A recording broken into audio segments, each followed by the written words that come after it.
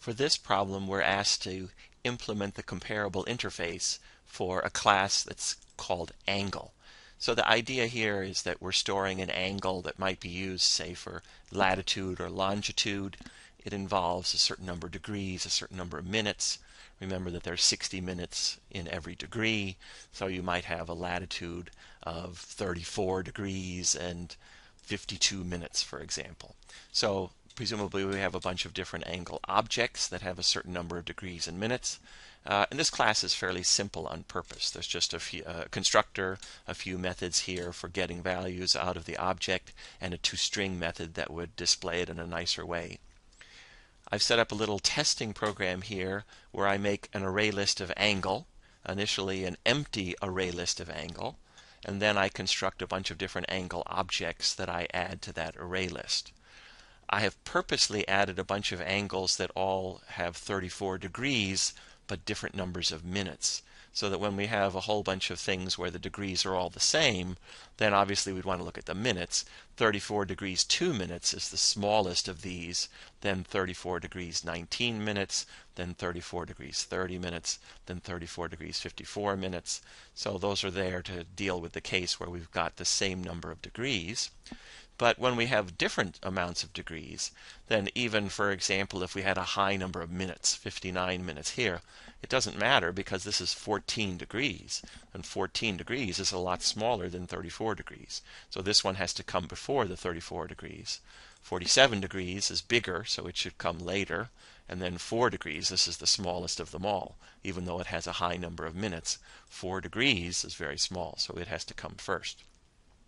So what this code does is a couple of printlns that show you what's in the list before and after we make a call on the built-in collections.sort method.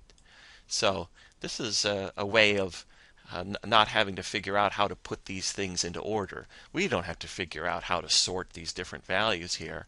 What we have to do is to tell Java how to compare two of these angles. So we're going to implement the comparable interface, and then this built-in method, collections.sort, is going to do the actual work of putting this into sorted order. And it'll do the individual comparisons, calling the comparison method that we're going to write.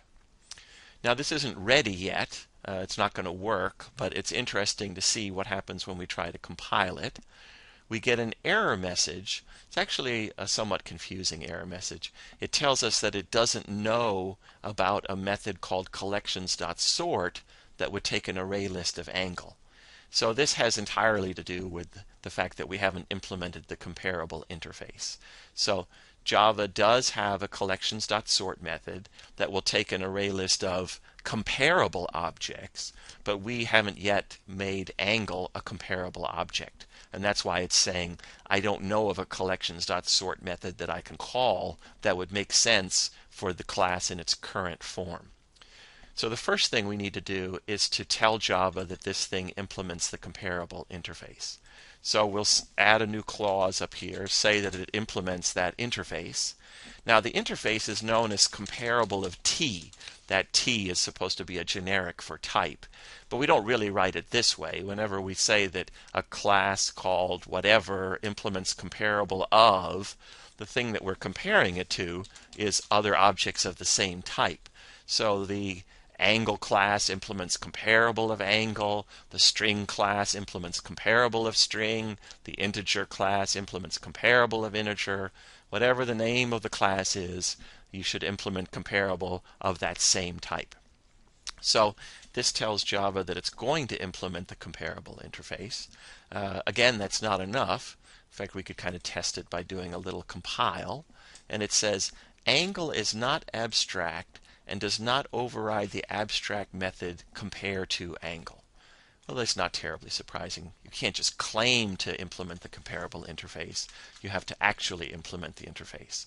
So we need a public int method called compareTo that takes an angle that we could call other. So the idea is that we will ask one angle to compare itself to some other angle, and it's supposed to return an integer.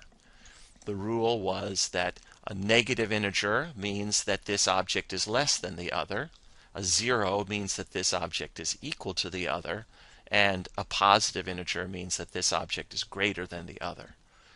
For now, we can just kind of throw in, let's return 0. So we'll basically say we're equal to the other object. We'll always say that we're equal. That allows us to compile this code and to come over to angle test and be able to compile it. It just lets us see when we go ahead and run the code. Here's our list of angles: 34 degrees 19 minutes, 34 degrees 2 minutes, 34 degrees 54 minutes, and so forth. And after sort, we get exactly the same list. That's because we said that all angles are equal to each other. That's why it's not actually doing the sorting right now. Now, I had mentioned earlier that we want to make sure that 4 degrees comes before 14 degrees, before 34 degrees, before 47 degrees. So the degrees are the primary sort, the primary value that we want to be using for sorting. So let's go ahead and do that part of the problem. So there are two values involved here. There's a field called degrees. That's the degrees for this object. And then there's other.degrees. That's the degrees for the other object. What we want to do is, when this is less than that, we want to return a negative. When this is equal to that, return a 0. When this is greater than that, we want to return a positive. So we could write an if-else. We could say if this is less than that, if this is equal to that, if this is greater than that. But it turns out that there's a nicer approach to this. Because these are integer values to begin with, we can compute the difference between the two. So think about the different cases. What if this object's degrees are less than the other object's degrees? Then this difference is a negative number. And we're supposed to return a negative number in that case. Well, what if this object's degrees are equal to the other object's degrees? Well, then equality, we return a 0, and the difference is 0. And if this object's degrees are greater than the other object's degrees, then this difference is a positive number, and we're supposed to be returning a positive number. So it turns out we can just return this difference. So this is a simpler way of writing the code, is to just return the difference between degrees and other.degrees. So if we go ahead and compile this version of the program, we're missing a semicolon. Go ahead and compile this version of the code. Come back over to angle test, and now if we run the code, this is with the version that compares angles, and take a look at what we get. It is doing a rearrangement now.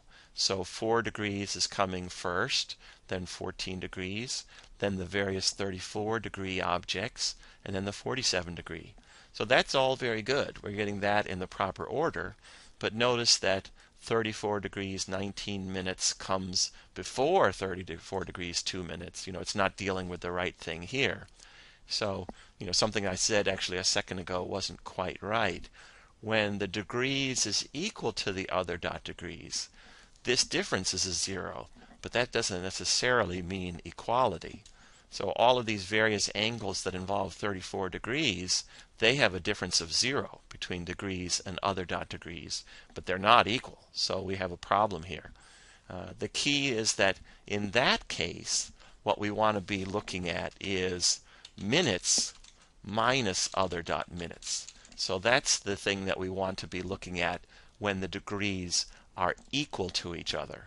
So we can set up a little if-else here where we would say if the degrees is not equal to the other degrees, then what we want to be doing is returning the difference between the degrees, because that's a case where the degrees are what matter.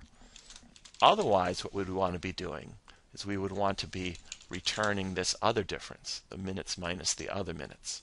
So that's what we would want to do in the other case. You might wonder, well, what about the complete equality case when they're exactly the same? Well, then degrees is not equal to other, it is equal to other degrees. So we don't go into this first branch, we go into the second branch. And if not only the degrees are equal, but also the minutes are equal, then we would return a 0, which would be the right thing to do.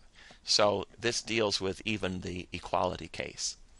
This is a very common pattern where we have kind of a first level, degrees are most important, and a second level, the minutes are the second most important. So we can compile this, come back over to angle test, and run again, and take a look. And what we see is now we're getting, again, 4 degrees comes first, then the 14 degrees. then the various 34 degrees, but 34 degrees 2 minutes before 34 degrees 19, before 34 degrees 30, before 30 degrees 54. So this is the solution we were looking for.